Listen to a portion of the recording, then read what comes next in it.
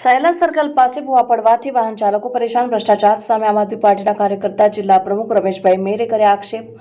ભ્રષ્ટાચાર સામે આવતા લોકોમાં અનેક સવાલો ઉઠ્યા।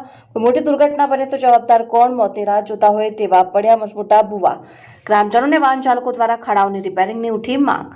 સુરેન્દ્રનગર જિલ્લાના સાયલા તાલુકામાં વારંવાર ઓવરબ્રિજ અને રોડ રસ્તાની પોલ ખુલતી હોય છે, જેમાં વરસાદી માહોલ બાદ સાયલા સર્કલ પાસે ઓવરબ્રિજ નીચે મોટા બે ભૂવાઓ પડતા વાહન ચાલકો પરેશાન થઈ રહ્યા છે, જેમાં લોખંડના સળિયા દેખાતા નજરે પડે છે। સાયલાથી બોટાદ તરફ જોડતો આ હાઈવે આવેલો છે, જેમાં સામાન્ય વરસાદ પડતાની સાથે અચાનક ગટર બેસી જતા લોખંડના સળિયા દેખાઈ રહ્યા છે, જેમાં મોટા બે ભૂવાઓના દ્રશ્યો નજરે પડ્યા છે, જેના લીધે લોકો વારંવાર અકસ્માતનો ભોગ બની રહ્યા છે। જ્યારે આમ આદમી પાર્ટીના નીડર કાર્યકર્તા જિલ્લા પ્રમુખ રમેશભાઈ મેરે તથા વાહન ચાલકોએ જણાવ્યું કે આવા ભૂવાઓ તાત્કાલિક રિપેર કરવામાં આવે એવી અમારી માંગ છે, તેમજ આગામી સમયમાં આના પગલાં લેવા નહીં આવે તો અમે લોકોને સાથે રાખીને ઉચ્ચ કક્ષાએ રજૂઆત કરીશું।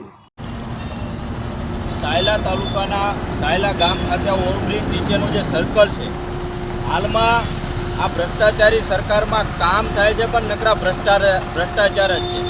હજી ઓપનિંગ માંડ થયું છે અને અહીંયા મોટું ટ્રાફિક હોય, રાહદારી આટલા બધા હોય છતાં પણ હજી તમે જોઈ શકો છો કે જે થોડો સમય થયો છે ને આવડા મોટા ગટરમાં ભૂવા પડે, અને ગટરમાં ભૂવા પડવા છતાં તંત્ર જે ઊંઘતું છે, જાણે કેમ કે કોઈ મોટી ઘટના બનવાનું રાહ જોઈ રહી હોય, આમાં મોટી દુર્ઘટના બને એની રાહ જોઈ રહી હોય।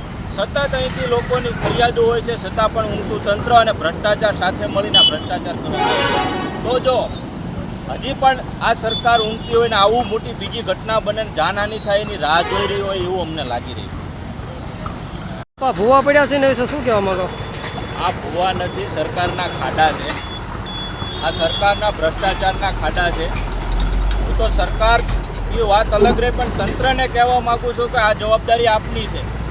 આ ભૂવા જો તાત્કાલિક અસરથી જે કંઈ આ ખાડા પડ્યા છે ને આ ભૂવા પડ્યા છે તાત્કાલિક અસરથી રિપેર નહીં થાય તો આગળના સમયમાં આવનારા સમયમાં લોકોને સાથે રાખી અને ગાંધી ચિંધ્યા માર્ગે આગળની કાર્યવાહી કરવામાં આવે।